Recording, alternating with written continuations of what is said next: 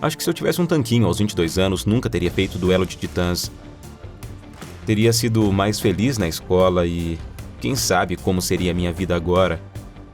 Porque atuar era fugir de quem eu era. I think you gotta have a dream. The School of Greatness. Yeah. Please welcome Lewis Howes. Bem-vindos de volta ao School of Greatness. Temos meu amigo aqui, Ethan Suplee, Sim, na casa. Bom te ver, irmão. prazer, obrigado por me receber.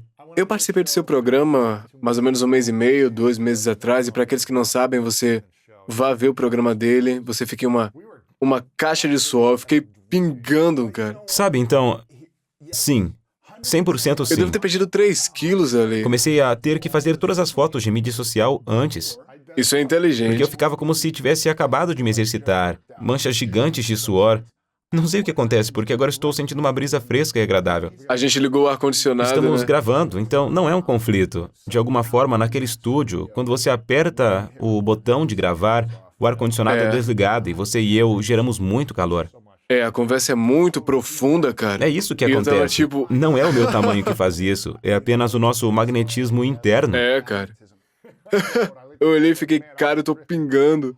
Você suou 1000 vezes mais do que eu na sua vida. Você perdeu uns 450 quilos na última década ou 2. Você ganhou e perdeu. Escuta, essa citação provavelmente fui eu que disse, mas tenho uma tendência a exagerar muito, então acho que isso é provavelmente exagerado. Nunca me sentei e pensei, bom, ganhei 90 quilos nesse período, depois ganhei de volta 80 e depois perdi e ganhei de volta. Não fiz isso. Do meu peso máximo até agora, Qual foi o maior peso que você teve? o problema é o seguinte, é complicado porque sei que ganhei peso, mas o maior peso que já vi objetivamente foi o de uma balança de transporte em que as pessoas me faziam subir porque as balanças comuns não funcionavam para mim. Qual a escala normal? 140, 180? Talvez 180 agora. Quando eu era criança, acho que era 120. Já ultrapassei a balança normal do consultório médico há muito tempo. Agora você tem uma balança em casa que vai acima de 140 quilos sem problemas. Mas isso acontece mais tarde. Quando criança, subi em uma balança de transporte, e ela mostrou 240 quilos. E então eu sei que ganhei peso. Não sei exatamente quanto eu pesava. Eu diria que era mais de 250 quilos. Mas digo 250 quilos porque é 6 quilos a mais do que eu tenho certeza de que pesava. E hoje, estou com 110 quilos. Então, são pelo menos 130 quilos desde então até agora. Cara, tem que ter muita disciplina para ganhar tanto peso e perder tanto peso. Concordo? Você já fez tudo a participar de 30, você já fez 30 ou 40 filmes desde que você era muito Muito, sim. jovem. Você participou de filmes importantes. Estamos falando de Duelo de Titãs, você disse que foi uma grande estreia. Também disse que não assiste seus próprios filmes depois de atuar. Você participou de todos esses filmes com grandes nomes, mas não assiste seus Sim. filmes, né? Você ganhou e perdeu peso nos últimos 30 anos ou mais. E o que é mais difícil de fazer? É ganhar peso ou perder peso? Porque é difícil engordar mais de 90 quilos numa estrutura normal que você possa querer ter, né? Acho que é assim que eu tento pensar agora, que requer esforço para ganhar peso. Mas, na verdade, na maior parte do tempo, ganhar peso a esse ponto é algo muito sem sentido. Quase como se fosse um tipo de depressão que o envolvesse. Você não está pensando no esforço necessário para encontrar as calorias, consumir as calorias, ficar inerte o suficiente para não usar as calorias. E há um esforço quando eu o separo analiticamente e tento analisar quanto esforço e desconforto experimentei ao ganhar peso e estar acima do peso em comparação com perder peso e estar com menos peso. O esforço, ele é muito maior, mas é feito de forma irracional. É fácil pegar uma Coca-Cola de 900 ml e beber o dia inteiro em vez de ser disciplinado para fazer exercícios e comer coisas corretas para Sim. perder peso. Eu gostei do que você disse, porque acho que isso é verdade, certo? É apenas uma perspectiva de como você está olhando para isso. Foi necessário muito esforço É para para ganhar peso. Uma tonelada de desconforto também. Quanta dor você sentia durante esse período?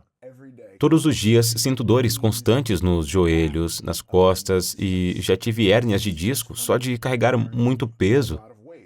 Ainda tenho problemas nos tornozelos. Tenho arcos caídos, pés chatos, uma série de problemas estranhos que eu não teria se não tivesse carregado centenas de quilos em excesso por anos e anos. Além disso, psicologicamente, a ideia de cada cadeira em que eu me sentava, eu tinha que pensar, será que vou quebrar essa cadeira?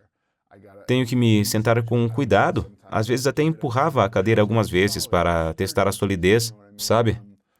Olhando para as cadeiras, vou caber literalmente nessa cadeira? E Deus me livre se alguém quebrar uma cadeira na minha presença, porque sei que todo mundo vai pensar, ele teve alguma coisa a ver com a quebra da cadeira? Ele estava sentado lá? Entende o que quero dizer? E talvez sejam coisas ridículas de se pensar, mas são os pensamentos que ocorrem. E depois ia dormir. A apneia do sono era uma coisa. Eu nunca dormia bem. No final, antes de começar a perder peso, eu simplesmente adormecia sentado, porque nunca dormia de verdade à noite. Tudo exigia esforço para chegar lá, para manter. Muito esforço. Acho que essa é a maneira mais racional de considerar isso. Quando você está dormindo, sentado, com os pés doendo, costas, a digestão não está legal, qualquer coisa, você está se sentindo inseguro, será que eu vou quebrar uma cadeira? Quando você está tendo esses pensamentos dia após dia, semana após semana, o que é que te mantém no lugar em vez de fazer uma mudança psicológica ou de hábito para algo para melhorar a sua saúde? O que é que te mantém nesse processo? O que é que mantém você nesse foco?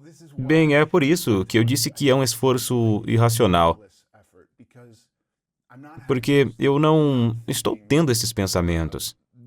Não estou pensando que é uma coisa irracional a se fazer, testar a resistência de uma cadeira. Eu poderia viver sem todas as dores e desconfortos. Elas foram se acumulando lentamente até chegarem a um ponto em que simplesmente são parte da vida. Seria diferente se hoje eu fosse dormir e acordasse com algum problema grave no joelho. Então, tudo se concentraria em como resolver esse problema no joelho? Não é o ideal, mas não é assim que acontece. É como se seus joelhos começassem a doer um pouco, então você pensa, bem, eu fiquei em pé mais tempo hoje, eventualmente você chega ao ponto em que está realmente rompendo, danificando coisas, e você está muito pesado para fazer uma cirurgia ambulatorial, então você apenas convive com a dor. E é tão gradual que você não está pensando nos termos em que estaria se acordasse amanhã vivenciando tudo isso. É pouco a pouco, né? É com pequenos desconfortos que você começa a aprender a lidar Sim. com isso. Quando foi o momento que você provavelmente estava pensando há muito tempo, cara, eu devia perder peso, eu devia começar a comer melhor? Quando foi o momento decisivo para você dizer, tipo, chega, nunca mais, ou eu tenho que começar essa jornada de verdade, vou me dedicar totalmente a ela? Quando foi? Houve um período em 2002, eu havia me apaixonado por uma garota quando tinha 16 anos e éramos muito, muito bons amigos. E ela disse que éramos melhores amigos e que ela Você não tinha estava nenhum interesse na romântico em mim. friend zone, né? Estava na friendzone, ok? É. Aos 16. 16 Qual era o anos. seu peso na época? Eu era pesado, mas não tão pesado quanto... 90, 115, 140. Mesmo assim, é como se eu não tivesse subido na balança com frequência. Com certeza, eu não pesava 200 quilos. Na verdade, tem uma foto nossa de quando tínhamos 16 anos e estávamos saindo juntos, e eu sou um cara gigante, mas não sou obeso mórbido. Nós começamos a namorar em 2002. E houve um momento em que pensei, se vou fazer isso funcionar, se essa relação tem chance de durar, eu preciso mudar, porque ela gosta de fazer coisas como fazer caminhadas, passar o dia na praia e ir a museus, e eu não consigo fazer isso. Foi isso. Então, eu queria ter esse relacionamento com ela. Então, eu precisava mudar. Foi uma conversa estranha e contraditória que tive com ela, porque ao ter essa conversa, tinha medo de que ela percebesse que eu estou acima do peso. Sou obeso, como se ela não soubesse. Era como se fosse isso. Se eu mostrar a ela que é algo que eu quero mudar, não é apenas esse aspecto masculino de mostrar fraqueza. Não era isso. Era o aspecto mais difícil. É tão desconfortável. Eu nunca penso sobre isso. Eu afasto, quase se torna algo subconsciente. Se eu trazer isso à tona e dizer, vamos resolver isso, é um caminho muito assustador e estreito a seguir, porque o fracasso, eu considerava a vida como um fracasso. Isso foi em 2002, né? Você começou a se dedicar totalmente, foi aos poucos e perdeu peso e voltou a ganhar. Como foi isso nos 18 anos até agora? Eu me dediquei totalmente e também sou uma pessoa sóbria. Eu me dediquei de uma forma muito semelhante à busca pela sobriedade, que é admitir que sou impotente e entregar meu problema a outra pessoa e dizer, eu sou incapaz de resolver isso agora. Vou fazer exatamente o que você disser até que eu possa assumir o controle. Ela disse, ótimo, aqui está o que você vai fazer. Eu encontrei um cara que tem uma dieta líquida. Você pode fazer isso por até 2 meses. Por que você não tenta? Você não precisa fazer por 2 meses. Pode fazer por 1 mês, pode fazer por 2. Vamos ver o que vai ser. Eu me dediquei a isso. 2 meses de 40 dieta quilos. líquida? 2 Uau. meses. Não é só uma dieta líquida de Coca-Cola, é uma dieta líquida sem açúcar, né? Isso, quero dizer, as calorias eram muito baixas. Eram 3 shakes estranhos de proteína com um pouco de pó verde e 1 tonelada de suplementos, que eram, acho que, principalmente fibras e algumas vitaminas, e o máximo de água que eu conseguia beber, era isso. 40 quilos, 2 meses. 40 quilos. Mas isso ainda tá na faixa das 200, né? Sim, vou dizer isso, de todo o peso que perdi e ganhei, nunca recuperei esses 40 quilos, nenhuma vez. Era um prêmio tão grande que nunca cheguei perto de voltar para aquela zona. E depois, segui com uma dieta que nem sei como se chama. Pode ter sido uma dieta do tipo sanguíneo ou algo assim. Era meio por aí que percebi que teria que experimentar diferentes dietas. Eu tentei praticamente todas as dietas que existem. O que funcionou melhor pra você? A coisa mais fácil foi a cetogênica, porque eu simplesmente não precisava pensar em nada. Você precisa de muita carne, eliminar certas coisas e comer o quanto quiser de todo o resto, né? Sim, isso funcionou até certo ponto. À medida que eu tinha menos e menos peso para perder, descobri que precisava mexer no que estava comendo. Porque quando comecei, era como se pudesse comer bacon e queijo suíço o dia todo, ok? Isso é fácil. Eu comia e perdia peso e pensava, essa é uma dieta mágica, estou colocando maionese em tudo e perdendo peso. Como isso é possível? Minha pequena salada tinha 4 xícaras de molho para a salada e sem açúcar, mas 1 tonelada de gordura. E isso funcionava. Eu conseguia fazer isso e era super fácil para viajar. Você apenas arranca o pão das coisas e come bifes. E, na verdade, acho que foi projetado para ser fácil viajar pelo mundo e comer dessa forma. E quando eu cheguei perto, houve 2 períodos. Houve um período em 2012 em que eu estava super envolvido com ciclismo e fiquei muito magro, muito menor do que estou agora. 85 por aí? Eu tinha apenas cerca de 90 quilos. Uau. Isso é muito pouco para mim. Se você pensa em 90 quilos, ainda é um cara grande. Isso era muito, muito pequeno para mim. Percebi que se eu estivesse comendo apenas gordura, estava sofrendo na bicicleta, eu não era tão eficiente na bicicleta. Alguns açúcares ágeis, alguns carboidratos entraram na minha dieta e eu subia as colinas voando, o que era muito legal. Mas então eu sofri um acidente grave e minha esposa me disse que eu nunca conseguiria ganhar a vida andando de bicicleta. Eu achava que éramos ricos e que eu poderia me aposentar e andar de bicicleta aos 35 anos para sempre. E não era esse o caso. Ela disse que eu tinha que voltar a trabalhar. Voltei a trabalhar como ator e a bicicleta meio que desapareceu e comecei a praticar crossfit e usar aparelhos de remo. e eu era capaz de vencer uma maratona inteira em um aparelho de remo sem problemas. Então, em algum momento eu estava tendo problemas para encontrar trabalho e sempre ouvia: bem, você não é mais o cara grande, o cara pesado e adorável. Chegou um ponto em que eu pensei: tudo bem, vou comer e levantar pesos e ver o que acontece. E eu comi tudo o que queria por cerca de um ano e levantei pesos e cheguei bem perto dos 180 quilos novamente. Uau! Você engordou 90 quilos em um ano? Bem, não foi realmente a partir de 2000, 3 anos, foram 3 anos, de Uau! 2013 a Por quanto tempo 2016. você se afastou da atuação? 2010 e afastar, não é bem a palavra certa. Fiz alguns pilotos que não foram escolhidos, Com certeza. mas eu não estava me esforçando para isso.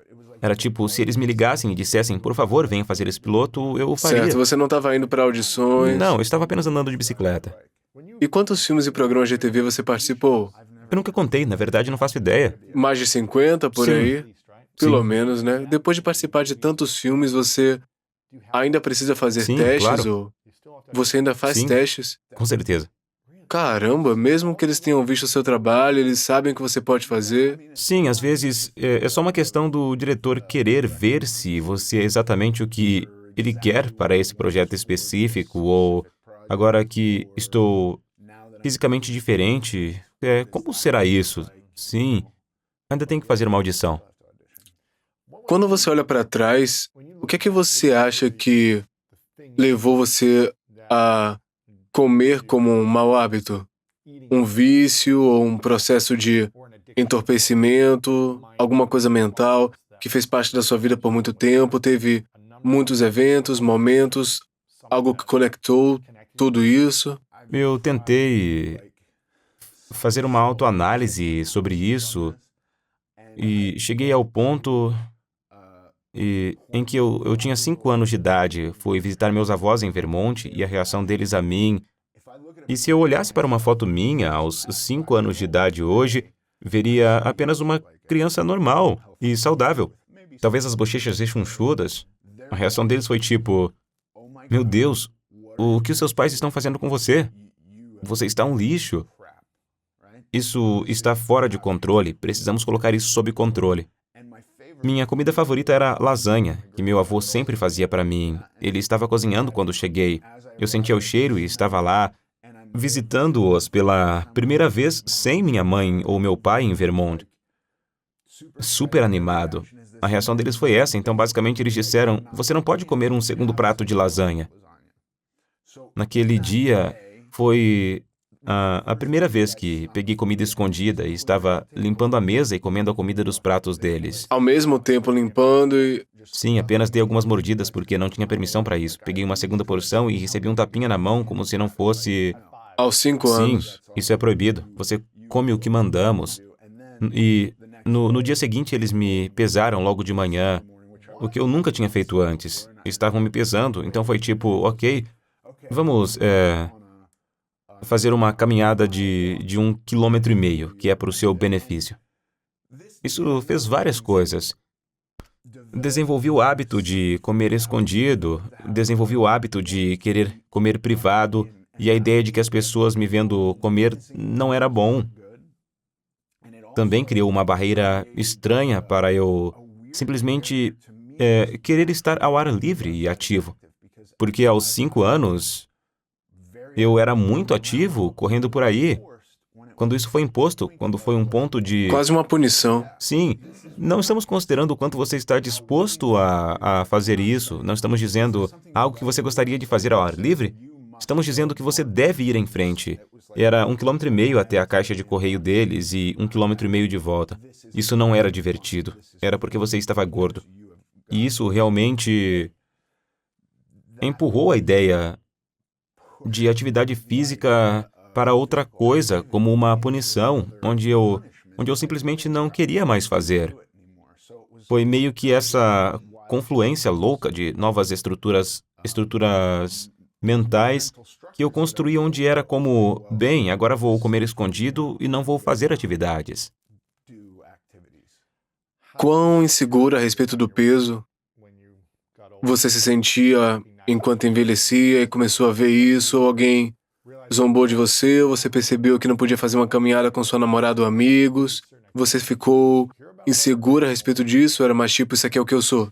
Definitivamente me sentia inseguro em relação a isso. Também me envolvi em muitas brigas quando era criança e houve algumas vezes na escola primária em que algum aluno da pré-escola dizia: "Nossa, olha como ele é gordo." E, obviamente, eu não ia brigar com o aluno da pré-escola.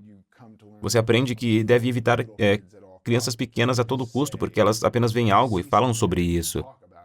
Isso me deixava terrivelmente desconfortável. Se outro aluno de 10 anos dissesse algo assim, para mim, nós simplesmente brigaríamos. E as pessoas saberiam que, ele não é legal nessa circunstância. Não vamos falar isso para ele. Como você começou a atuar e ser um ator tão bem-sucedido e, ao mesmo tempo, tinha esse tipo de insegurança? Ou você sabia que você se destacava diferentemente em Hollywood? Eu também não gostava muito da escola. E eu passei a não gostar de nada que fosse feito com base no autoritarismo. Simplesmente não era para mim. Se fosse para fazer uma dieta, praticar esportes ou estudar, eu não gostava. O que é bizarro, porque agora eu não gosto de nada mais do que uma dieta que eu mesmo descobri, estudar algo que me interessa, encontrar um esporte que me interessa. Posso me tornar obsessivo com essas coisas e fazê-las 110% se for por minha própria determinação, de um ponto de vista de autoridade. Isso simplesmente não funcionou. E eu percebi que algumas coisas... Nunca fui o palhaço da turma, mas tínhamos um ator na minha escola e era dada muita mais atenção ao fato dele ser ator do que a qualquer um de seus atributos físicos, a qualquer uma de suas outras realizações na escola. E era como uma distração. Essa pessoa é quem é, mas há uma identidade estranha que, na verdade, não tem nada a ver com ele. E todos nós vamos nos concentrar nisso. E havia algo mágico nisso. E não posso matar pessoas com piadas. Não é isso que eu faço. E se eu tivesse isso também? Você não é super sexy e atraente Eu com não um vou fazer tanquinho? nada, sim, mas eu poderia criar essa outra identidade que distrairia as pessoas do fato de eu ser gordo e de falarem sobre isso, ou zombarem de mim, ou até mesmo quererem falar comigo sobre isso, porque eu só vou mostrar isso a elas. E se eu fizer isso? Isso fez com que saísse da escola, porque esse cara deixava a escola por semanas seguidas e ia para os sets de filmagem. Adivinha o que há em um set? Serviços de alimentação em um set e comida de graça o dia todo. E você tem um trailer, você pode encher os bolsos de comida e é um lugar maravilhoso. Fornecimento ilimitado de comida. Meu Deus! E também sempre haveria um sujeito que tinha uma receita de percocet para o qual você poderia dar uma piscadela. E, a propósito, sempre começava legitimamente. Meus pés doem, meus tornozelos e meus joelhos doem. Essas coisas são reais. Você está no set 18 horas por dia, fazendo Sim, muita coisa. E nada disso é apenas irracional. Tudo é irracional, mas também é facilmente racionalizado, se é que isso faz sentido. Qual a sua idade quando você percebeu que esse garoto era ator e que estava recebendo atenção? 15, 14. Onde você morava? Com meus pais em Burbank. Aqui na Califórnia. Era tu adolescente. Estava aqui Sim, em LA. sim. E era o próximo passo, né? Fazer aula de teatro, audições, ter um empresário. Qual o próximo passo? O passo seguinte foi, eu simplesmente não vou para a escola e sou um garoto gigantesco de 14 anos e meus pais não vão me colocar no carro e me levar para a escola. Isso simplesmente não vai acontecer. E eles também não vão conseguir me convencer a ir, porque sou um idiota. Você está dizendo, não, Sim, cala a boca, não me pai e importo. mãe. Então foi meio que pensar sobre minha vida e pensar, ele tem um trabalho que não é difícil. Você lembra as falas e vai lá e as diz, e cria esse tipo de alter ego que distrai as pessoas e coloca o foco em algo completamente arbitrário. Acho que eu tinha 17 anos e acabei de tirar algumas fotos. Talvez aos 16. enviei para as pessoas, consegui um agente. No primeiro dia de audições, consegui um trabalho. Não, Sim. brinca. Primeira audição. A primeira coisa para a qual fiz audição foi Melrose Place. Depois fui direto para O Mundo é dos Jovens. A audição para Melrose Place, eles disseram: queremos que você faça isso. Depois descobriram que eu não era membro do sindicato e disseram: não temos o orçamento para pagar pela sua entrada no sindicato. Boy Meets World tinha, e foi assim que consegui meu primeiro trabalho. No primeiro dia de audições, na segunda audição que você fez, você se lembra das suas falas, se lembra do que se trata? Sim, eu... Algo de 30 segundos, 5 minutos. E, na verdade, por incrível que pareça, eu me lembro muito bem das falas. Empurro Ben Savage para dentro de um armário e digo: Ei, você estava quase no meu caminho.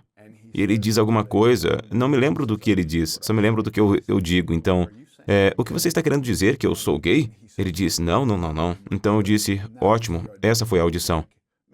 Talvez tenha sido um pouco mais do que isso, mas eu me lembro muito disso porque houve muita discussão no set sobre a possibilidade dessa piada sobre gays não entrar, não tem como.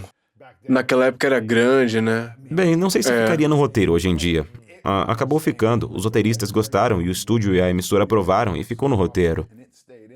Lembro-me do diretor, aliás, o diretor, que cara maravilhoso. Esse cara era David Traynor, que acabou dirigindo todos os episódios de That 70s Show e depois todos os episódios de The Range, nos quais fiz alguns episódios e pude trabalhar com ele novamente. Foram cerca de 25 anos de trabalho, de 1994 até o último episódio, alguns anos atrás. Sim. Como foi isso? Ver um diretor com Muito 25 bom, anos depois. muito legal. Ele se lembrava de você na audição? Sim. Talvez não da audição, mas ele se lembrou de mim do trabalho e rimos sobre O Mundo é dos Jovens. Conversamos sobre nossas carreiras ao longo dos anos e voltamos a trabalhar juntos. Um cara muito querido. Você acha que era mais fácil conseguir um contrato como ator nos anos 90 com o processo que existia na época do que seria para alguém agora? Não sei. Provavelmente não. Tenho certeza de que é igualmente difícil. Parecia fácil para você, eu apareci, eles me queriam no primeiro, mas não podiam pagar, no segundo eles me queriam e pagaram. Sim, não foi a guerra de desgaste que muitas pessoas vivenciaram. Essa não foi a minha experiência. Em algum momento foi difícil você conseguir um contrato, ou todo ano você conseguiu alguma coisa, um comercial, uma participação especial num filme, alguma coisinha assim, qualquer coisa? Trabalhei consistentemente até depois de My Name is Earl.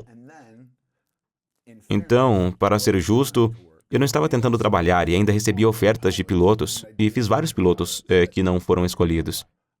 E depois disso, alguns anos depois, eu pensei: preciso trabalhar. Não somos pessoas ricas, eu preciso trabalhar. Então percebi um pouco de dificuldade.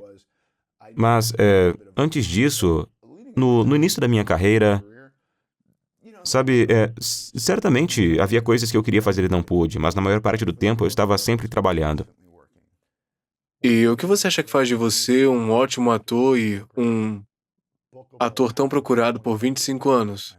Não faço ideia. Acho que tenho uma boa habilidade de enganar. Você precisa censurar isso, mas consigo enganar as pessoas para me contratarem. Deve haver algo na sua forma de enganar as pessoas, né? Uma maneira de você ser, é convincente no papel. Você falou sobre usar o alter ego, você assume esse alter ego e simplesmente não se importa com o que os outros pensam se você parecer bobo. Você só diz: eu sou o personagem, você está muito confiante. O que é que você faz para que você se destaque dessa forma? Há algo sobre o que você está dizendo que tem alguma verdade. E vou tentar elaborar minhas ideias sobre isso. Pode acontecer de eu ser uma pessoa bastante tímida. Eu não sou extrovertido de forma alguma e não gosto de estar perto de muitas pessoas. Se estou interpretando um personagem que não tem esses tipos de aflições mentais, que na verdade nem penso nelas assim, é apenas minha personalidade. Se estou interpretando alguém com uma personalidade diferente enquanto ator, não é como se eu existisse dessa maneira 24 horas por dia. Como ouvi dizer que o Daniel Day-Lewis faz, não é assim. Se você estiver num ambiente de uma experiência definida, né? Mas é ainda menos do que isso. Se o cara diz ação, eu consigo sentir que a insegurança desaparece. Consigo sentir alguma versão do que acho que aquela pessoa está sentindo. Se isso fizer sentido. Como você faz isso? Não tenho a menor ideia. Realmente não faço ideia. Você treinou muito? Não. Ou fez workshops? Ou simplesmente tipo, eu acho que é isso que o personagem vai fazer, eu vou agir como ele? Eu fiz aulas de teatro quando tinha 16 anos e foram ótimas, mas elas realmente não me ensinaram nada do que você está falando. Então aconteceu naturalmente. Acho que sim. Você via muitos filmes e programas de TV e imitava os atores, ou como é que você fazia? Eu assistia muito a TV e a filmes, certamente eu imitava algumas coisas. E eu não acho que eu fosse necessariamente muito bom nisso. Há um cara chamado Jim Maskman que consegue fazer essas vozes e você acredita que é o Robert De Niro, ou Morgan Freeman, ou alguém com uma voz icônica que você ouve e diz, é ele, então não é esse cara. Eu nunca consegui fazer algo assim. Eu gostava de imitar e sempre me interessei por pessoas e maneirismos. Acho os diferentes maneirismos muito interessantes e tenho afinidade com pessoas diferentes e acho que é algo a ser dito sobre a maneira como as pessoas se comportam. Então, gosto da ideia de poder me livrar de toda a minha bobagem. Viu como fiz isso? Toda a minha bobagem. Posso simplesmente me livrar disso por um momento ao ser outra pessoa. E foi algo libertador e maravilhoso. Agora, assim que dizem corta, toda a minha bagunça volta. Quando você volta para Mas o não se trailer, foi, ainda como está se em algum fosse- lugar. Sim, não, e depois vou para o refeitório e encho meus bolsos e vou comer em particular. Isso ainda era verdade. Você nunca comeria em público com amigos, tipo, ei, venha comer com a gente? Eu comeria, mas seria muito consciente do que estou Pequenas comendo. porções. Eu nunca comia do jeito que queria. Então, sabe, comia no caminho para casa. Uhum. Pegar um fast food, qualquer coisa e jogar pra dentro. Sim, e eu sempre pensei, quem é realmente magro? Viciados são realmente magros. E isso não funcionou para mim, eu continuei ganhando peso. Você já tentou medicamentos? Experimentei os medicamentos, mas não funcionou. Sério? Sim, eu tentei de tudo. Eu não estava experimentando as drogas para perder peso. Eu estava sentindo uma dor física legítima e estava tentando anestesiá-las. Depois descobri que eu realmente gostava de drogas e álcool e os usava de maneira muito semelhante, de forma sorrateira e em excesso extremo. E o que foi mais doloroso pra você? O desconforto da dor emocional, dor mental, dor física? Acho que, quando tive de analisar, com certeza a dor física era a pior, mas era algo com o qual eu não estava me conectando. Ela simplesmente existia. Foi crescendo tão gradualmente que eu nem tinha consciência disso, até que me livrei de tudo e pensei, meu Deus, como eu estava lidando naquela época. Era uma dor tremenda. A parte mental, não sei como pesar isso, entende o que quero dizer? Ainda há dor mental, ainda há lixo mental a ser superado todos os dias. Sério? Sim, Qual a maior coisa que você ainda tá tentando resolver? motivação, sabe? Pra manter a forma, manter uma alimentação E saudável, de a forma existência consciente. requer algum esforço para ser motivada. Tudo isso. Comer de forma saudável, posso entrar em uma rotina e a rotina é boa para mim. É como um hamster em uma roda. Fico sentado e faço isso o dia inteiro, bem. Acontece que minha esposa quer sair e isso não faz parte da minha rotina. Isso é esforço. Acontece que meus filhos não gostam da comida que estou comendo agora. Isso exige esforço. Entende? Há todas essas coisas. Aliás, apenas sair da cama todos os dias e ter que pensar sobre a culpa e como me sinto em relação à culpa. E acho que, em última análise, é algo bom, mas também pode ser debilitante. Pode ser tão grande que o tira do caminho e o faz pensar que se dane. Não vou mais fazer, por que me preocupar? Já estou sentindo culpa, não faço mais. Do que você se sente mais culpado? Hoje, não sinto culpa. Não sinto culpa hoje. E estou falando da ideia de que se tiver um cara que esteja programando meu treinamento neste momento, porque à medida que chego a um ponto de porcentagem de gordura corporal em que eu nunca estive antes, mesmo quando pesava 90 quilos e andava de bicicleta 8 horas por dia,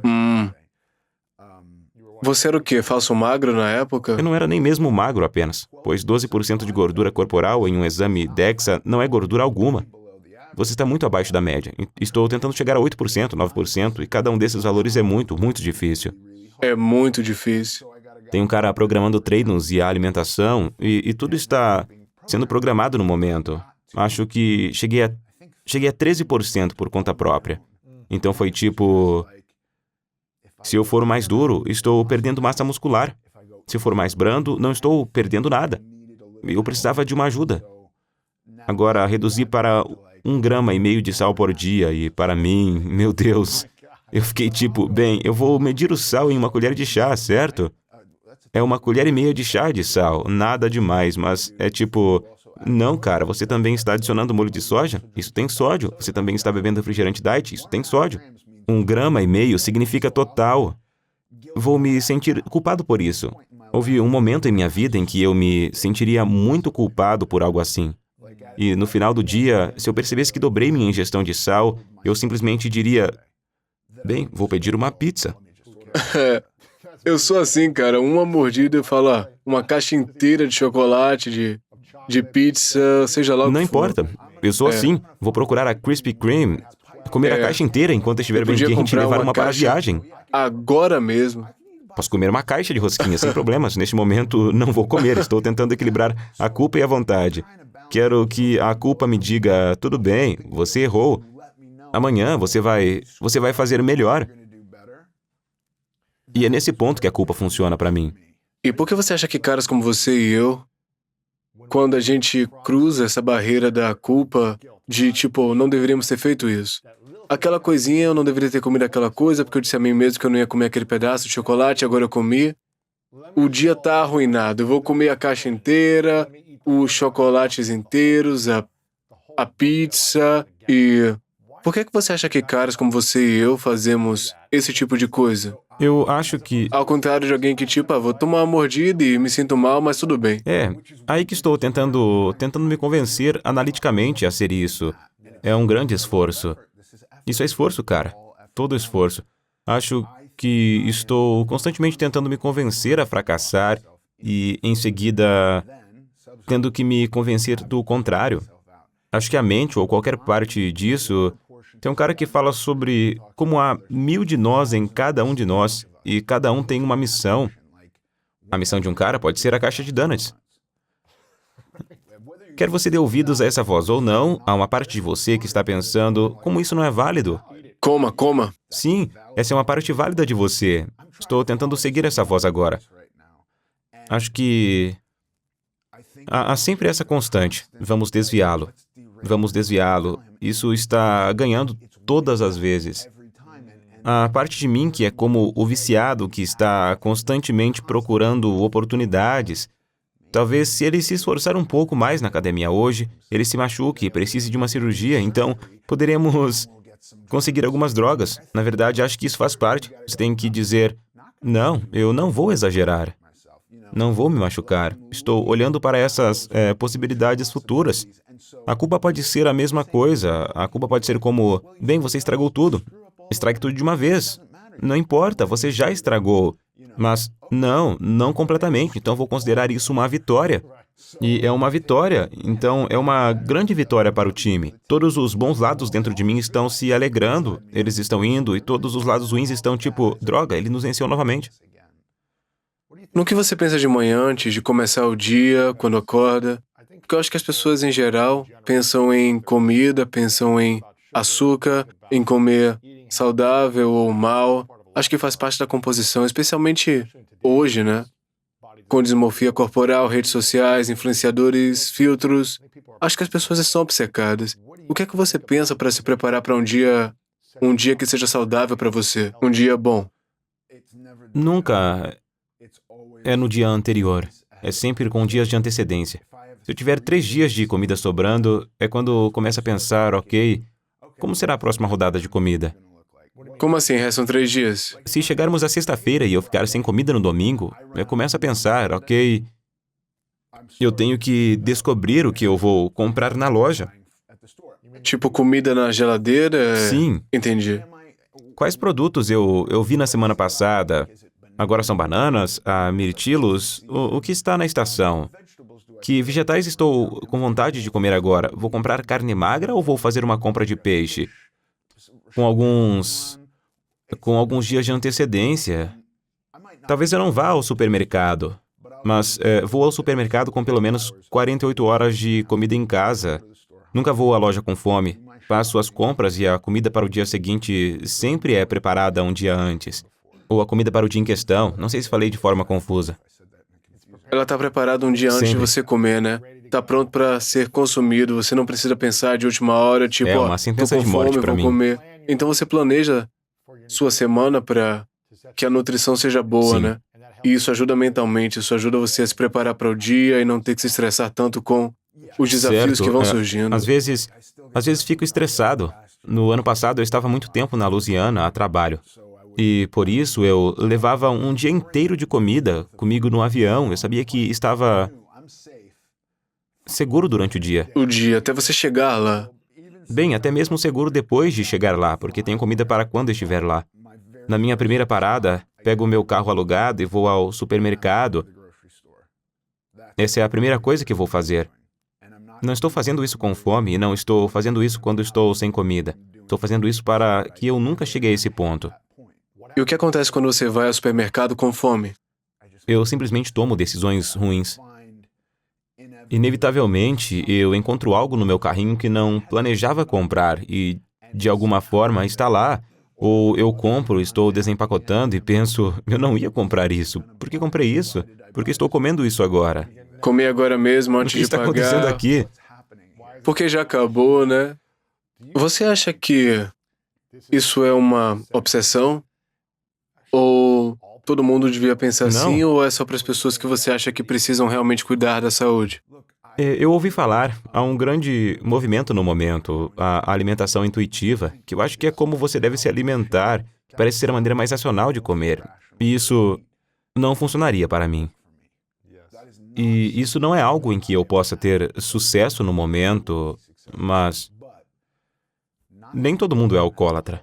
Nem todo mundo é viciado em recuperação. Nem todo mundo pesava 250 quilos. Acho que nem todo mundo está lidando com o mesmo lixo mental.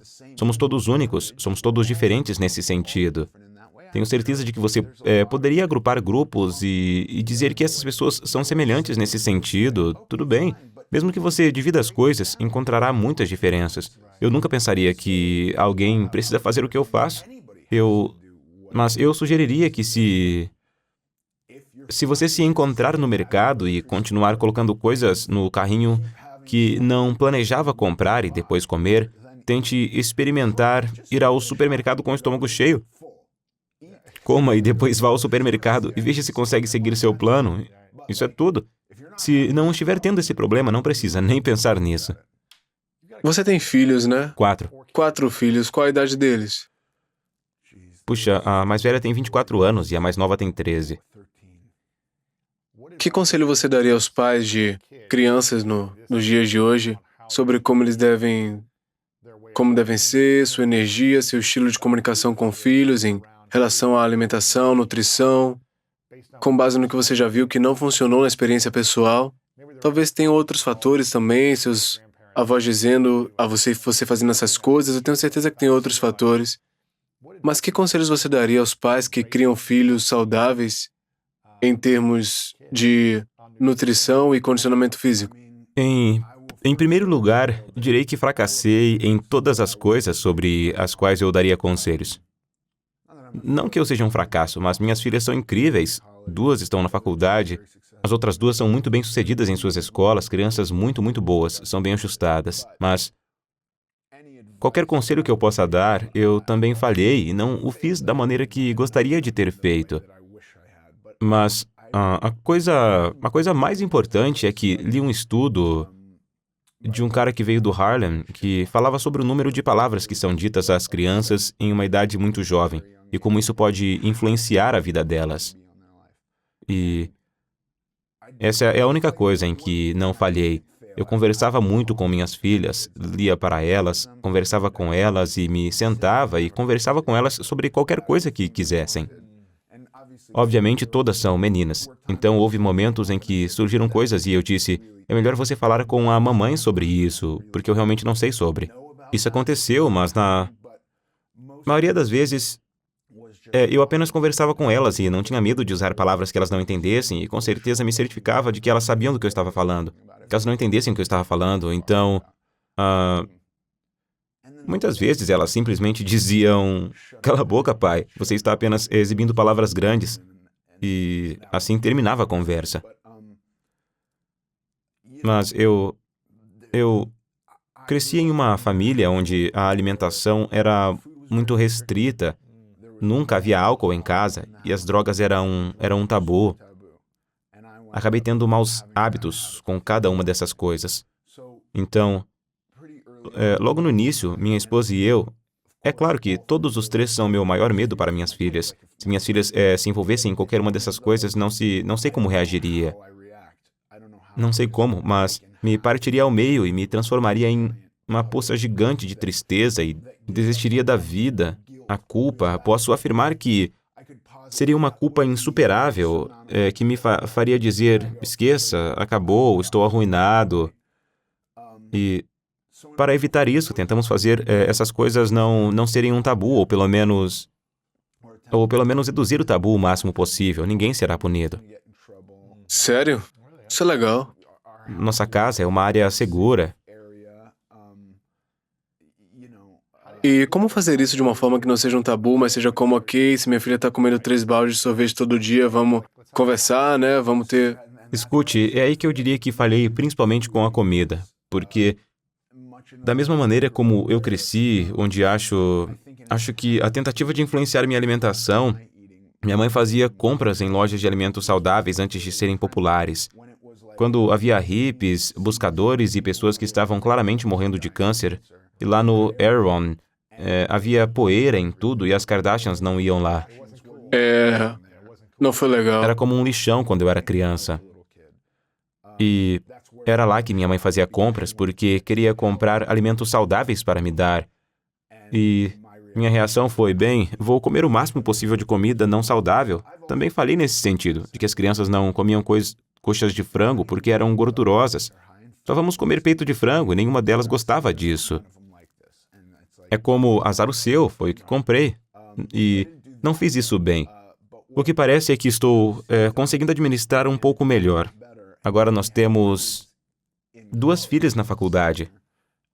Uma está no último ano e espero que ela esteja bem sucedida, de acordo com todos os fatores observados de drogas e o álcool. E, sabe, era algo sobre o qual só queríamos conversar. Que ninguém ia ser criticado. Ninguém ia se meter em problemas. Bastava ser honesto conosco. Esse tipo de coisa nunca se tornou um problema. Legal. Sim, foi um grande sucesso. Legal. A gente estava falando sobre isso antes, sobre um filme de sucesso, vai fazer 20 anos agora, 25? Sim, 20. 20 anos esse ano. Sim. Tipo Esse agora. mês. Agora? Caramba, que foi um grande filme de sucesso pra mim. Eu estava na 8ª série, talvez no final do ensino médio. Eu estava no último ano, era o ano 2000, e foi um grande sucesso para todos os jogadores de futebol americano na América. Foi uma grande parte do meu último ano. Lembro de ter assistido muito a esse filme. O que você acha, depois de 20 anos, o que você disse ter sido a maior estreia de um filme que você já assistiu no Rose Bowl? 20 mil pessoas, aviões de caça voando, celebridades e seus amigos lá. O que você acha desse filme 20 anos depois? Eu tenho pensamentos realmente egoístas e vaidosos. Eu penso, quão apropriado é esse filme hoje? Número 1, super relevante. Isso é legal. Esse não é o pensamento vaidoso. Com a conversa sobre racismo e justiça social também, né? Pois é. Tudo isso, ele foi projetado para ser apropriado para crianças pequenas. Você entende o que quero dizer? Classificação É um filme da 12 Disney. menos, né? Não sei se é livre ou 13+, mas é um filme da Disney. Não é Touchstone, ou normalmente um filme sobre futebol seria feito na Touchstone. Essa é da Disney, certo? Que ótima mensagem em qualquer nível de entrada. Você está mostrando esse filme para crianças no jardim de infância e ele é apropriado. Ótimo. Interpretei uma pessoa real. E o cara que eu interpretei nunca foi tão grande quanto eu. Certo. Nunca. E eu sinto muita culpa por isso até hoje. Sério, ele tinha 130. Ele era normal, seja lá qual fosse a posição dele. Aliás, eu não entendo nada de futebol. Seja qual for a posição que eu joguei, provavelmente era linha defensiva. Isso parece certo. Sinto-me um pouco culpado por isso. Por ser muito maior do que a pessoa real era, né? Depois, na estreia, aconteceram algumas coisas que solidificaram o quanto isso era terrível. Nós não conhecíamos esses caras. Eu não conhecia. As pessoas reais. Sim. E, sabe, embora seja baseada em uma história real, há muita coisa inventada e ficcionada. Não é exatamente o que aconteceu, eu acho. Não sei qual é a história real, mas não havia nenhum desejo de conhecermos esses caras. Eu interpretei um homem de verdade em um filme chamado Deepwater Horizon. Naquele filme, você via fotos e trocava correspondência com a família deles. Nós íamos homenagear essa pessoa, foi muito diferente. Era do tipo, não vamos só concentrar no filme. Foi isso que fizemos. Eu o conheci. E ele era apenas um cara normal e grande que parecia ter jogado futebol. E naquele momento eu não parecia ter jogado futebol. E independentemente de ele ter feito isso ou não, eu tive a sensação de que o estava decepcionando. Essa pessoa que está me interpretando, ele me olhou meio Ele olhou que pra com um você olhar com esse olhar duvidoso, não sei. meio... Quem sabe, né? Não sei se ele sentiu. Ele tinha mais motivo para fazer isso. Se não sentiu e tudo foi invenção da minha cabeça, então é isso que aconteceu. Não sei o que é verdade, mas eu senti, sim. Uau. Tenho o dobro do seu tamanho. Estou interpretando você. E depois, houve uma cena em que todos os caras que apareceram na vida real se reuniram com um ator que os interpretou. Sentamos na traseira de pequenos carros de golfe e fizemos um desfile. Fazemos um desfile ao redor da Rose Bowl. Há uma espécie de pista. Pois é. Isso foi uma loucura, eu nunca falei sobre isso. Somos os últimos, ou nem somos os últimos. Entramos no carro. Você e ele? Sim, O cara de na parte verdade. de trás, virado para trás. E eu me sento e não sei como isso acontece, mas o pneu embaixo de mim fura Para com isso. instantaneamente. Meu Isso não Deus do acontece. céu. Não fica. Há caras com walkie-talkies e fones de ouvido gritando, vocês têm que ir. Outros carros estão dirigindo ao nosso redor para participar do desfile. Então tem um grande buraco porque ninguém tá Sim. indo. Saímos e eles estavam lutando para conseguir outro carro. E eu não sei o que aconteceu. Não sei se tinha um buraco nele. Eu era apenas a gota d'água. Não sei o que aconteceu, mas para mim, eu esmaguei o pneu. Meu peso achatou o pneu. Ficamos parados e eu pensei, meu Deus, eu acho que esse é um dos momentos mais horríveis da vida dele. Eu me senti muito mal. Então, eles pegam outro carro e nós entramos nele, que dessa vez não fura o pneu, mas o carro não consegue se mover da mesma forma que os outros carros estão se movendo. Os outros carros já estão se movendo e nós estamos tentando alcançá-los. Oh, meu Deus. Estamos indo apenas na metade da velocidade dos demais. Oh, meu Deus. Então, eles nos ultrapassam. Não. Eu não devia estar rindo agora, mas da Não. maneira como você diz isso, Sim, cara. foi. Depois saímos do campo, acenamos e ele se virou. Aí ele foi embora e eu nunca mais o vi. Oh, meu Deus. Eu não poderia ter me sentido pior, cara. Eu me senti como... Deve ter sido horrível. Que experiência horrível. Acho que eles saíram e deram uma volta completa. E nós apenas tentamos nos aproximar da traseira, mas eles se afastaram rapidamente. Andou uns 20 metros ou algo assim. Sim, conseguimos dar quase a volta completa. As pessoas estão estavam te dando rindo, volta, eles né? já estavam fora de seus carros e juntas, e meu nós Deus. estávamos indo muito devagar. Dolorosamente devagar, sozinhos. Não é nada disso que está acontecendo no desfile. Seria incrível se alguém encontrasse o vídeo disso, porque alguém deve ter filmado. Caramba! O que você sentiu voltando para o carrinho de golfe? Totalmente humilhado. Totalmente humilhado. Você disse, não, vou a pé, cara, eu vou... De jeito nenhum, eu não ia a pé. Na verdade, ele pode ter dito isso. Vocês dois saíram depois que o carrinho de golfe sumiu, né? Pegamos um novo carrinho de golfe e entramos nele.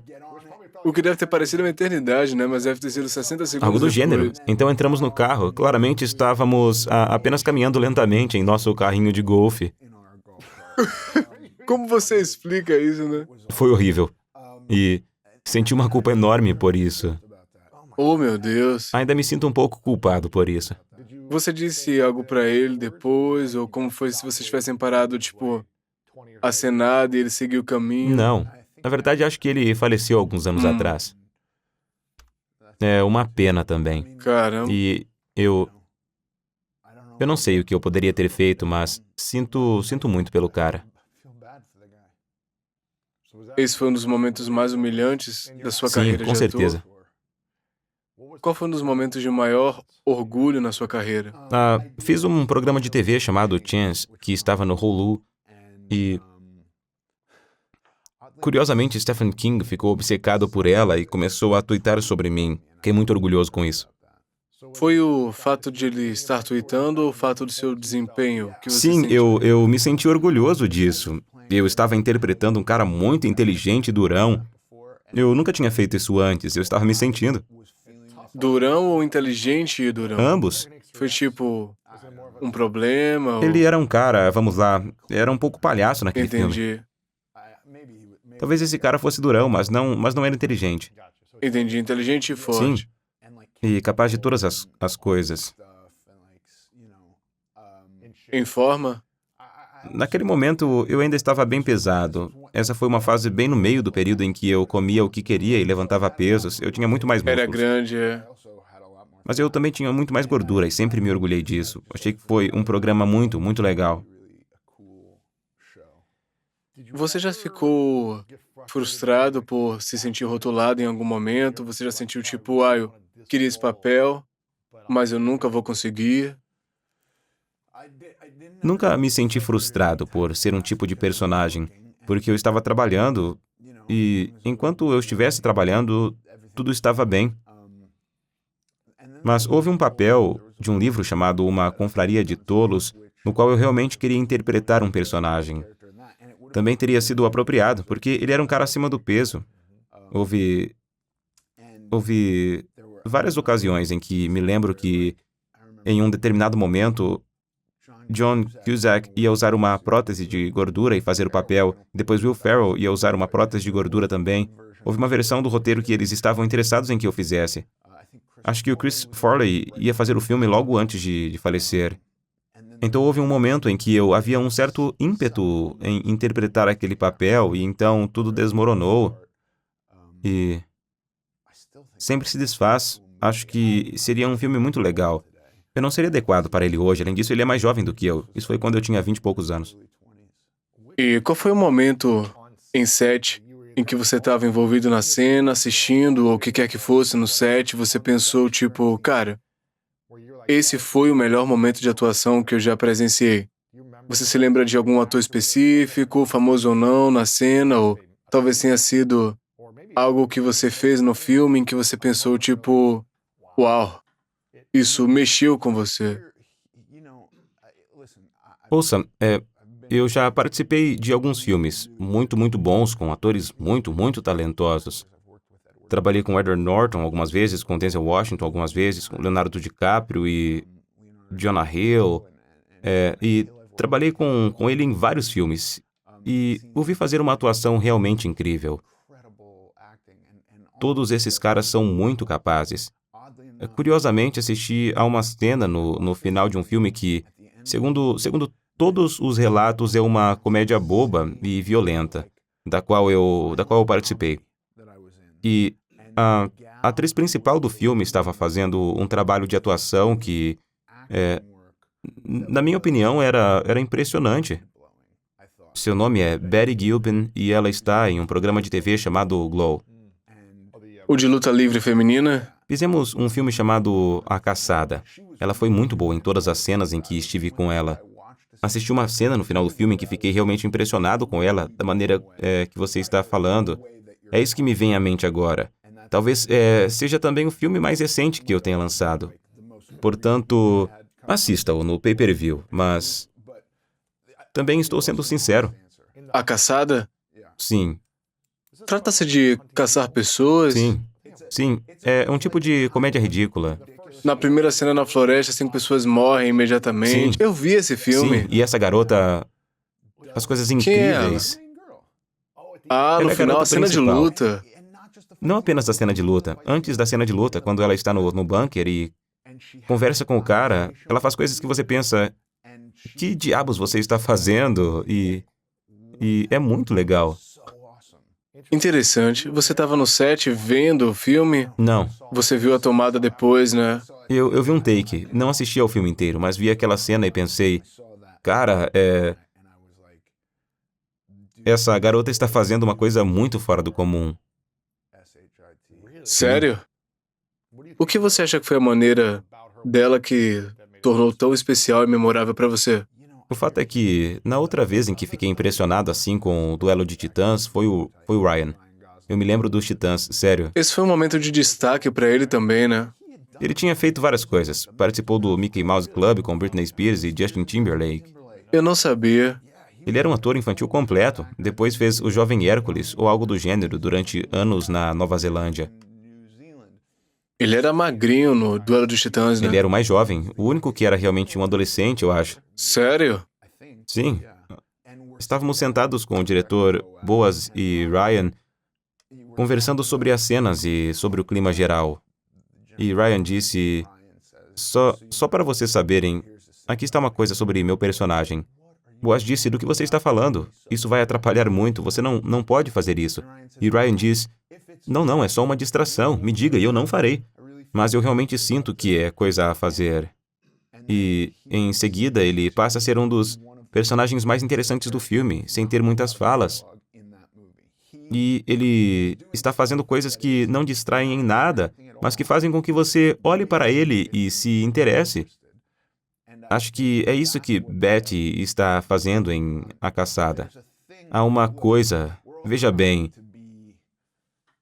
Todos nós estamos tentando ser naturais e reais, a menos que esteja fazendo uma comédia pastelão. E, nesse caso, façamos um personagem caricato. Isso é uma coisa, mas na maioria dos filmes que eu fiz, não é isso. Você está tentando Você está tentando ser autêntico e real. autêntico e verdadeiro. Você está tentando colaborar e moldar uma ideia mental do que é esse personagem, quais são os seus interesses, e está adicionando o máximo possível para dar profundidade a ele. Acho que se você observar os atores realmente bons, eles escolhem maneirismos e coisas que são reais, mas que também são realmente interessantes e únicas, em comparação com um cara que aparece e diz suas falas. A propósito, às vezes você olha para Robert Duvall em O Poderoso Chefão e às vezes aquela quietude é realmente interessante. Mas ele está escolhendo fazer isso. É uma escolha que ele está fazendo. Ele não está apenas aparecendo preguiçosamente dizendo suas falas. Acho que já fiz isso muitas vezes. Eu simplesmente aparecia e dizia minhas falas. Quando consigo encontrar coisas interessantes e realmente me esforçar no personagem e criar esse alter ego para mim, acho que isso se torna mais especial. Ryan Gosling fez isso em Duelo de Titãs e Beth Gilpin fez isso em A Caçada. O que é que o Ryan fazia? Quais seus maneirismos que se Você só destacaram pra precisa você? assistir. Porque nada disso é como ele se comporta na vida real. Ele tem uma presença que não se parece em nada com ele na vida real. É uma escolha de personagem. Ele precisa comunicar isso ao público sem falar muito. Pois o foco da cena não é completamente ele. Ele faz isso com perfeição. Onde não seja uma distração. De alguma forma, você pode ter um cara que está apenas tentando aparecer na câmera. Não é Sendo isso que ele está bobo, fazendo. pateta ou algo assim, né? Por alguma razão, acho que eu não vejo esse filme, provavelmente uma década atrás, mas por alguma razão me lembro dele fazendo um tipo de aceno com a cabeça. Não sei se ele fez isso, ele deu uma risadinha meio boba, mas não muito. Eu não sei se foi isso de verdade, né? Isso faz parte do processo. É Em tudo. todas as cenas em que ele está presente, ele existe com esse personagem. É É atencioso, muito mais do intencional. que apenas um cara do ensino médio. É muito mais do que isso. E digo isso por gostar muito dele, por ser amigo dele na época, por observá-lo, por ver o que ele fazia, por ficar impressionado e por saber que ele se dedicava mais do que apenas um cara do ensino médio. Eu não sei se eu apareci e me dediquei mais do que apenas um cara do ensino médio. Realmente não sei. Isso é só para ser completamente franco. Provavelmente eu era apenas um cara do ensino médio e Ryan não era. É por isso que ele é quem é. Uau. Você também disse que não assiste a nenhum dos seus próprios filmes e já deve ter feito mais de 40. Você não assiste as suas cenas, né? A menos que você esteja no set e o diretor diga: vem dar uma olhada aqui, eu preciso que você faça Na isso. verdade, nem gosto de fazer isso me atrapalha. O problema é o seguinte, se houver um motivo técnico que me obrigue a dar uma olhada, porque eu não estou entendendo o que ele quer ver e ele está me dizendo, por exemplo, não, você precisa ir mais longe ou mais fundo ou o que quer que seja, porque isso aconteceu, eu dou uma olhada. Ele reproduz o vídeo e diz, veja você pousar aqui. Eu quero que você aterrisse aqui. Há também uma marcação no chão, portanto, se eu estiver errando, alguém simplesmente moverá a fita. Entende o que eu quero dizer? Você assistiu ao seu primeiro clipe em O Mundo é dos Jovens ou... Provavelmente sim, e percebi que nunca ficarei realmente satisfeito com o que faço. Nunca vou achar que foi um home run. Uma vez feito, está feito. Eu não tenho poder para mudar isso. Como atleta, a gente jogava uma partida de futebol e via o filme no dia seguinte para ver o que a gente podia fazer de melhor, quais eram os nossos erros ou coisas assim. Você já se viu querendo ver seu filme e tentar pensar como poderia melhorar para a Isso próxima é vez? justo. Vou lhe dizer que já fiz isso uma vez. A questão é a seguinte, aqui está a diferença. Filme a filme, estou fazendo algo completamente diferente. Fizemos o piloto de My Name is Earl e depois há um intervalo estranho em que não se sabe o que está acontecendo. Espera 6 meses ou um ano, né? Um cara de Kansas City, dono do mundo, está assistindo e diz, gosto disso, coloque isso. Algo assim realmente acontece, enquanto isso nós pensamos, o que vamos fazer para trabalhar? Vamos procurar outra coisa. Eu saio e faço um filme e depois tipo, não, estamos fazendo esse programa, agora temos que fazer quantos mais? Acho que na primeira temporada fizemos uns 25 episódios e me lembro de voltar ao set e falar com o criador, Greg Garcia, e eu dizia, o que fazer? Não tenho ideia do que fazer, não me lembro o que devo fazer. 6 meses atrás, quando você gravou. Sim, e esse era um personagem legítimo e simplesmente desapareceu da minha mente. E ele disse, certo, vou lhe mostrar esta cena. Ele só me mostrou uma cena e disse que tudo que você precisa fazer é abrir a boca e olhar para cima. Ele me mostrou um clipe em que eu fazia isso, abrindo a boca e olhando para cima, e eu pensei, ótimo, estou bem, estou pronto para ir, era isso. Da mesma forma que acho que um atleta pode assistir a uma partida de futebol e pensar, se eu estiver saindo mais rápido, você também está falando de algum tipo de coreografia em que está fazendo algo com outras pessoas que deseja repetir exatamente. Você pode olhar e pensar, estou perdendo isso aqui. Com a atuação, não é bem assim. Eu me vejo fazendo isso para uma peça ou teatro e eu poderia imaginar isso. Você sente que... E se você tivesse um tanquinho quando tinha 22 anos em Duelo de Titãs, você acha que psicologicamente ficaria tipo, eu quero ver meu tanquinho ser destruído por um cara pegando uma bola de futebol, ao contrário de ser o cara acima do peso o tempo inteiro e não querer olhar para isso? Acho que se eu tivesse um tanquinho aos 22 anos, nunca teria feito o Duelo de Titãs. Teria sido mais feliz na escola e quem sabe como seria minha vida agora. Se eu tivesse tido um tanquinho aos 22 anos e ainda assim acabasse sendo ator, acho que sou ator porque não estava super confiante o suficiente para fazer qualquer outra coisa. Porque atuar era fugir de quem eu era. Se eu tivesse um tanquinho, do que eu precisaria escapar? Quero dizer, tudo que qualquer um precisa é de uma barriga de tanquinho. É isso que você acha? Não, mas ajuda. Você sentiu como se o tempo todo a atuação fosse uma fuga pra Um você? pouco, sim. Sim. Você ainda sente isso agora? Não tanto. Não acho que precise fugir muito agora. Também sou velho, tenho filhos na faculdade, entende o que quero dizer? De que diabos estou fugindo agora? Minha vida é fantástica. Tenho todos esses filhos e uma esposa maravilhosa, e estou realmente muito satisfeito. Não há muito do que eu querer escapar. Agora, que conselho você daria aos jovens que estão querendo ser atores e entrar nesse mundo de atuação? Que feedback, conselho? Acho que há muita ideia de que há muito glamour e muitas festas em Hollywood. Certamente há um pouco disso. Não há glamour algum em um set de filmagem. Digo isso por não ser a Jennifer Lopez e saber o que ela é.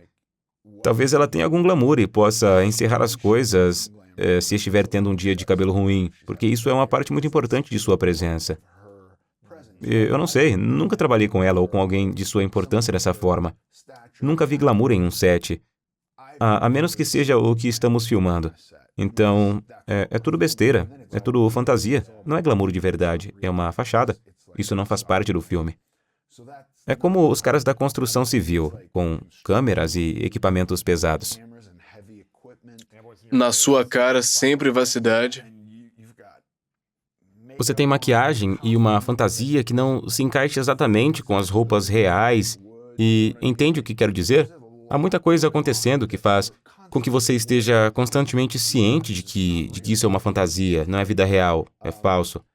E para mim, você pode ver quando as pessoas são preguiçosas. Sei que fui preguiçoso muitas vezes em minha carreira e sei que é muito óbvio que eu era preguiçoso. Você pode ver quando alguém se esforçou muito para criar esse personagem para apresentar a você. Mesmo que ele ainda esteja parado, ainda pode ser uma criação. O Batman está muito parado. Você pode analisar o Batman e ver como alguns deles estão fazendo isso de uma forma mais profunda do que os outros. Você pode dizer que aquele cara está fazendo um home run, aquele cara não está certo, isso é justo. Acho que isso é um pouco necessário. Tecnicamente, tudo o que você precisa saber é ser pontual, pois haverá muitas pessoas esperando por você e conhecer suas falas, porque se não souber, você realmente não fez nenhum dever de casa e isso é constrangedor. Não faça isso. Então você terá um monte de pessoas que pensam, tipo, todos nós aprendemos nossas falas e agora estamos todos esperando por você. Era melhor ter se atrasado. Aprenda suas falas, não é? Esse é um aspecto técnico. Depois, o aspecto criativo é entrar nisso e entende o que quero dizer. Vá fundo, faça coisas, encontre maneirismos obscuros que você observa nas pessoas. Ninguém é exatamente igual. Todo mundo existe de uma maneira diferente. Pegue algumas dessas coisas e use-as. Coloque-as em seu personagem e veja o que acontece. Para mim, é aqui que a atuação se torna mágica. Isso é legal. Algumas perguntas finais e, antes de fazer, você tem um podcast chamado American Gluten, que eu participei, Sim. foi divertido. A gente fala muito sobre a cultura alimentar na América. Você tem várias pessoas interessantes, desde atores, cientistas, pesquisadores, nutricionistas, falando tudo sobre isso. E onde é que as pessoas elas podem ouvir isso? Tenho um aplicativo para o Apple Podcasts, mas acho que ele está disponível em qualquer lugar onde você possa ouvir um podcast. Chama-se American Gluten. Você também está nas redes sociais? Sim, Ethan Suplee no Twitter e Instagram. Legal. American Glutton, não deixe de conferir se quiser ouvir minha transpiração e... Sim, e a você do pode Ethan ouvir-nos também. suando. Devo dizer que este quarto é magicamente fresco. Estou muito confortável aqui. Você entrou na sala suado quando chegou aqui, eu vi o suor agora e... É assim que eu deveria estar. Eu aumentei o ar-condicionado. Algumas perguntas finais. Você trabalhou com algumas das maiores estrelas do mundo. Houve algum momento em que você ficou nervoso em trabalhar com uma dessas grandes estrelas? Qual foi a maior lição que você aprendeu com alguma delas que realmente se destaca? Seja Leonardo DiCaprio, Denzel ou qualquer outra pessoa, mas você já ficou nervoso pensando, nossa, vou fazer uma cena com essa pessoa? E qual foi a grande lição que aprendeu com elas? Responderei essas duas pessoas separadamente. Denzel Washington, na primeira vez que trabalhei com ele, eu estava nervoso, ele não deixou ninguém na mão. Ele estava fazendo o papel de treinador e está interpretando um cara realmente sério em Duelo de Titãs. Ele não está sendo amigável com as crianças, certo? Ele é um cara durão e ele entrou no set e era assim. E depois fiz outros filmes com ele e mesmo no final, ele não está fazendo isso porque é assim que ele é. Ele está fazendo isso porque esse é o personagem. Ele diz, eu vou entrar em cena, vou manter isso e você vai se comportar adequadamente sem dizer nada sobre isso. E eu estava nervoso. Ele nunca saiu do personagem de se entra na Nunca. brincadeira, ele agia como se fosse, né? Ele entrou no set e era o técnico. Uau. Eu estava nervoso. Significa que você vai ficar um pouco tenso, fica mais ereto e pensa, esse é o cara. Eu não quero irritar esse cara, não quero ser xingado. E essa foi a vez em que me lembro de ter ficado nervoso. Vou falar sobre o Léo DiCaprio, com quem tenho amizade e, portanto, tenho um pouco mais de conhecimento sobre como ele se comporta no set. Como disse, fui preguiçoso várias vezes. É fácil perceber. Sei que na primeira temporada de My Name is Earl, quando chegamos à segunda temporada, eu não estava aprendendo minhas falas na noite anterior. Eu estava meio que chegando no set e aprendendo rapidamente. E para mim, isso era um sinal de, um pouco de sucesso e agora não vou me esforçar tanto. O que mudei nas temporadas posteriores e melhorei um pouco. Léo sempre sabe todas as suas falas. Quando batem à sua porta, não importa o que ele esteja fazendo. Quando batem na sua porta, não importa o que ele esteja fazendo, ele está de pé e caminhando para o set. Eles podem estar vestindo, eles continuarão vestindo enquanto caminham para o set. Para com Sim, isso. juro por Deus. Ele é um dos caras mais atenciosos e trabalhadores que já vi. É realmente impressionante, porque quando se chega ao nível de estrelato dele, é muito fácil bater na porta e outra pessoa, um assistente ou quem quer que seja, dizer, precisamos de alguns minutos. Isso não é um grande problema. Acontece o tempo todo, o tempo todo. Quando você tem tantos diálogos para aprender quanto ele, também não seria uma loucura se ele aparecesse e tivesse que sentar e aprender um pouco com os outros atores. Entende o que quero dizer? Esse também é um caso frequente. Nenhum desses casos é verdadeiro para ele. Uau. Ele sabe suas falas muito antes de chegar ao set, passar a noite toda trabalhando nelas, se for necessário, ou nas noites que antecedem um grande dia de diálogo, e ninguém jamais esperará por ele. Ele nunca permitirá que eles estejam prontos e ele não esteja presente. Isso Isso é mim, impressionante. ao testemunhar isso, nas vezes em que presenciei, sempre fiquei muito impressionado com isso e pensei, sim, é assim que eu gostaria de me comportar se estivesse no lugar dele. Falhei nisso em uma escala muito menor e tive que me recompor sozinho e dizer, não gosto disso. Não gosto da ideia deles dizerem que estão prontos e eu dizer, ok, bem, agora vou me levantar e ir ao banheiro e depois venho. Não, eu tenho o tempo que for necessário em meu trailer para que, quando eles estiverem prontos, eu esteja caminhando para o trabalho. Uau, isso é muito inspirador. De verdade. Essa é uma pergunta que eu faço a todo mundo no final, são as 3 verdades. Imagine que é o seu último dia aqui na Terra, daqui a muitos anos. Você realiza tudo o que quis, mas por alguma razão tem que levar todo o seu conteúdo para outro lugar, certo? Leve tudo com você, os seus filmes vão com você, o conteúdo, podcast, tudo que você faz, mas você pode deixar para trás 3 verdades da sua vida. Coisas que você compartilharia com o resto de nós e são as únicas coisas que a gente vai ter para se lembrar de você. Ah, tudo bem. Suas 3 verdades, suas lições que compartilharia como um legado. Quais seriam suas 3 verdades? Acredito que a melhor posição que podemos assumir com relação a qualquer outra pessoa é o interesse. Essa é uma lição que aprendi. Acho que no final das contas, as coisas que acumulamos e que nos definem são insignificantes. Acho que a Federação Mundial de Wrestling tem muito mais legitimidade do que a política. E essas são minhas 3 verdades. Essa é a terceira? Eu gostei. A gente vai ter que falar sobre isso depois. Eu quero te agradecer por um momento, Ethan, antes da pergunta final, pela sua jornada consistente de descoberta de si mesmo, né?